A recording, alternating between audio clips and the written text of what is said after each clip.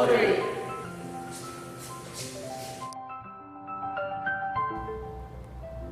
After the brief introduction last time, today we are going to tell you the whole part about Audrey. Audrey is an LGBT but a technical genius. She is the first transgender official in the world and also a famous software developer. This is our content. As what we did last time, we will take turns to tell you the different aspects about her. Audrey Tang, born in April 18, 1981, she is an open programmer and politician. She now serves as minister without portfolio. Her parents are famous in press and also the promoter of Taiwan self-study at home. She has been fascinated by logic and mathematics since she was a child. She once asked her mom to buy a computer, but her mom thought that she was just want to play video game, so she turned down. Her mother quit her job and carried out enlightened education to her at home, because of she suffered from school phobia. In the end, her mother decided to let him study at home, but this decision caused the husband and wife disharmony, and took into account the social issues in the future. She went to school again. During this time, she transferred several times to find a suitable educational method. Afterward, the relationship between she and her father was getting better. She went to study abroad. Educational methods in Germany and the United States have influenced her. Because of father's job, she came into contact with the Tiananmen Square protest of 1989 in China. Many Excel students gathered in her home, so when she introduced herself, she always mentioned growing up among the Excels in Tiananmen Square protest. Tang's family back to Taiwan in 1994. At this time, Audrey already knows how to adjust herself to adapt to the environment. Because of Audrey's special situation, her mother continued to study alternative educational methods. After returning to Taiwan, Audrey obtained the Taipei City Jianguo Senior High School's offer with the help of a computer programmer designed by herself. But with the support of her mother, she still chose to study at home and gave up the opportunity to be sent. When she was in junior high school, the World Wide Web invited in Sweden. It provided her with more channels to learn what she wants from professionals, and most of them were also willing to share with her.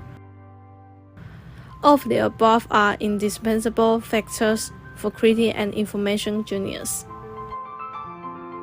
Now I'm going to introduce the map of masks. The sudden epidemic outbreak causing the shortage of masks.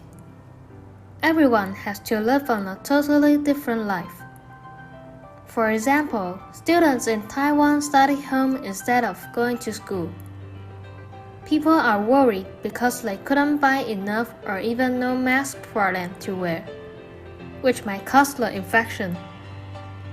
While looking for a mask in the drugstore, the masks usually were sold out but the citizens don't know, which wastes their time. To solve this problem, Audrey cooperated with the engineers in Taiwan and set up a website. The website can show the number of the mask in the drugstore immediately. Different colors of triangles on the map stand for the distribution of the mask. Also, there are some rules and limits in it. Number 1. Through your NHI card, you can take 2 masks in a week.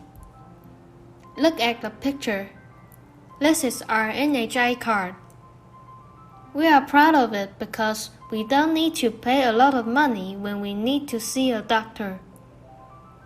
The big black bold Chinese word in the middle is the name. Next row is the ID number. The last is the birth date. Number 2. Using the last ID number to prevent chaos. People who are in odd number can take their mask on Mondays, Wednesdays, or Fridays. People who are in even number can take their mask on Tuesdays, Thursdays, or Saturdays. Sundays have no limits. Effects. We set up the factory manufacturing the mask in a short time. Every person in Taiwan united together, so we got the good feedback from the result. That is, our infection were much more lower than other countries.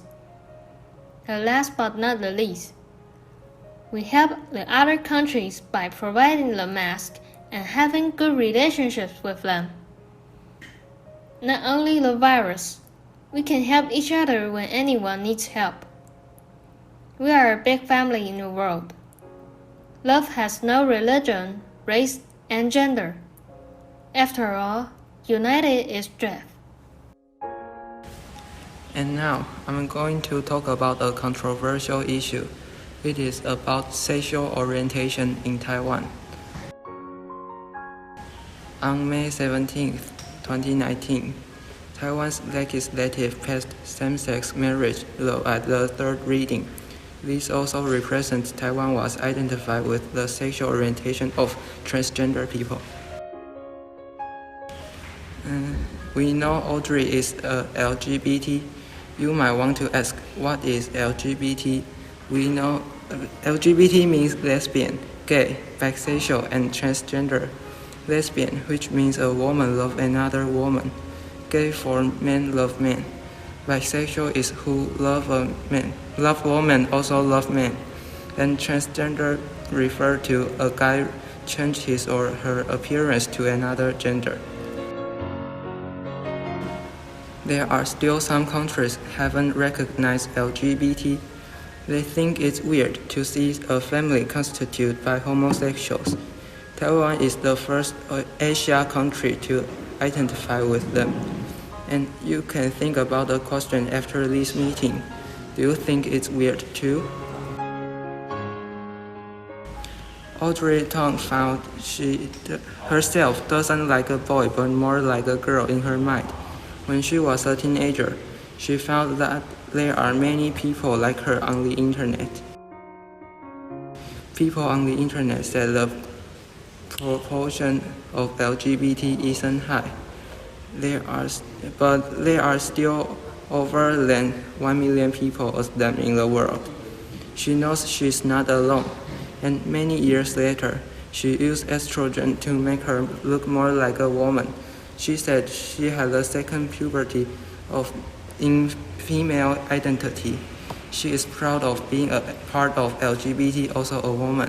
All in all, we should treat everyone equally. Have you ever realized that you have not enough time to finish your work? Now I'm going to tell you guys an efficient way to manage the time. The Pomodoro technique is a time managing method which is used by our digital minister, Audrey Tang. It's quite easy to figure out, so I believe that you guys can try it yourself if you follow the 3 steps which I'm about to tell you below. Let's go. Step 1. Set 25 minutes to a Pomodoro, which means that you need to be totally focused during this Pomodoro. After you started counting the time, you shouldn't do any other thing. However, if you are accidentally distracted, you have to retime the 25 minutes. You must make sure you are stay focused during over all the Pomodoro. Step 2. After a Pomodoro of study and effort, you should take a little break for about 5 minutes. Although it seems not necessary, it's actually very important. Take a little break after your effort, and 25 minutes can force you to make a break point during your work. So when you are stuck by a difficult question, you won't just waste your another 25 minutes. In a break, you can stand up and have a walk, see the streets outside, or go to get a cup of coffee and have some food. Step 3. Count the number of Pomodoro each day and record it so that you can observe your change every day. You should know that if you had distracted during the Pomodoro, your Pomodoro wouldn't be 25 minutes. For example, if you was distracted at 10 minutes after start, you have to retime so your Pomodoro would be 25 minutes plus 10 minutes equals 35 minutes.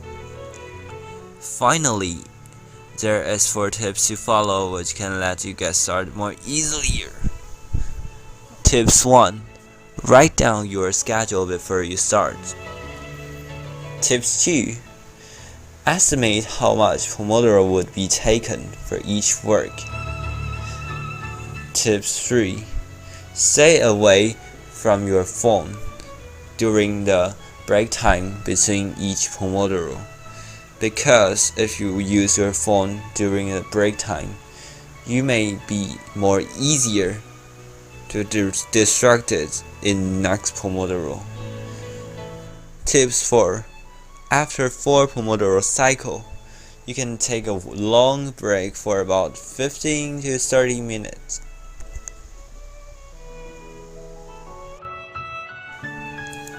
Audrey Tang is a hero of Taiwan. He invented the map of the mask so we can have a better life during the pandemic. This is the end of our presentation.